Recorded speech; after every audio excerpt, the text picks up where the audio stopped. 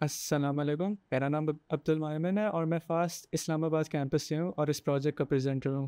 हमारी 3 बंदों की पार्टी है, मैं खुद, मुनीब अशरफ और मोहम्मद अवैसी, और हमारा प्रोजेक्ट है फिंगरप्रिंट स्कैनर। हमारा प्रोजेक्ट एक आर्डुइनो की मदद से चलता है जो बैक एंड पे सारी प्रोसेसिंग कर रहा है, और फ्रंट एंड पर एक जेके फ्लिप फ्लॉप का सर्किट लगा हुआ है जो आपको या सिक्योरिटी को इसके रिज़ल्ट का अलर्ट करता है। प्रैक्टिकली ये सिस्टम आपने हर जगह देखा होगा। आपने यूनिवर्सिटी में टीचर्स को लॉगिन करते हुए देखा होगा या पैसे ट्रांसफ़र करते हुए बायोमेट्रिक के दौरान देखा होगा। अब ज़रा डायग्राम पे तवज्जो दें। देखने में थोड़ा बहुत कॉम्प्लिकेटेड है लेकिन डिज़ाइन में सिंपल है। मैं आपको समझाता हूँ। ये हमारी I2C16/4 LCD है। EDC में आपने पढ़ा होगा, इसके 4 कनेक्शंस हैं, VDD और VSS। बेसिकली आपको बताते हैं कि ग्राउंड की तरह और 5 वोल्ट्स की तरह नहीं है। इसके 2 और कनेक्शंस हैं, STA और STL, जो आप आर्डुइनो के A4 और A5 की पिन्स के साथ कनेक्ट करते हो ताकि उसको आप प्रिंट करवा सकते हो। अब आप लोग ऊपर आ जाओ। ऊपर हमारा R303 फिंगरप्रिंट स्कैनर लगा हुआ है जो हमने चाइना से मंगवाया था। LCD की तरह इसके 2 पावर कनेक्शंस हैं जिधर आप 5 वोल्ट्स इनपुट और ग्राउंड इनपुट देते हो। इसके 2 और कनेक्शंस हैं, RX और TX, जो इंफॉर्मेशन सेंड और रिसीव करने के लिए ज़रूरी है आर्डुइनो और सेंसर के दौरान, क्योंकि आपके फिंगरप्रिंट का डेटा स्कैनर में सेव्ड हुआ हुआ है, लेकिन आपका कंपैरिजन आर्डुइनो खुद से करता है।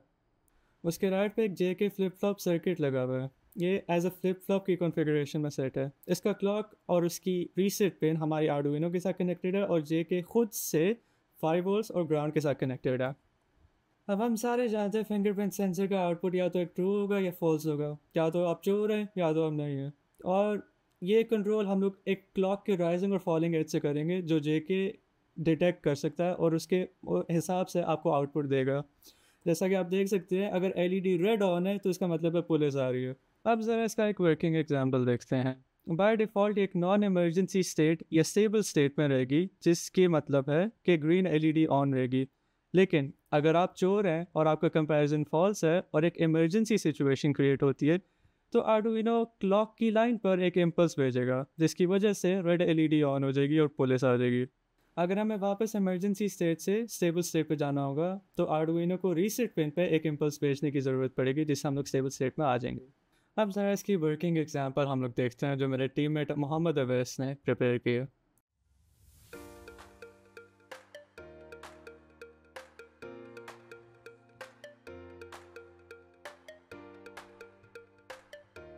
Access denied.